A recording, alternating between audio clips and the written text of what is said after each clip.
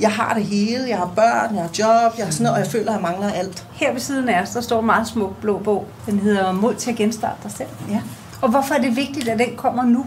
Det skal den, fordi at der er utrolig behov for den. Man kan anskue det sådan meget øjeblikkeligt og sige, at der sker nogle meget, meget store ting i verden lige nu, som gør, at vi bliver frustreret og ulykkelige, tvivlsomme på, hvad skal der ske i samfundet.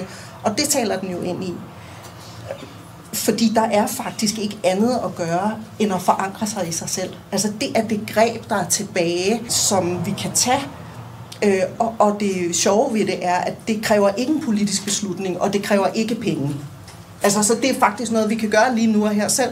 Det kræver støtte og fællesskaber, og dem har vi jo omkring os og hinanden. Ikke? Så det er den ene ting, den kalder på lige nu. Den kalder også på et modsvar på 100 års vækstparadigme, som på en eller anden måde måske når sit makspunkt lige nu. At jorden kan ikke klare mere vækst, menneskerne kan ikke klare mere vækst. Det buller bare derudad, og der står en masse og holder fast i det, fordi de lever af det. Men det giver sådan en kollektiv mistrivsel og altså en længsel efter noget andet, som er meget stærk i mennesker lige nu, og den er meget udtalt.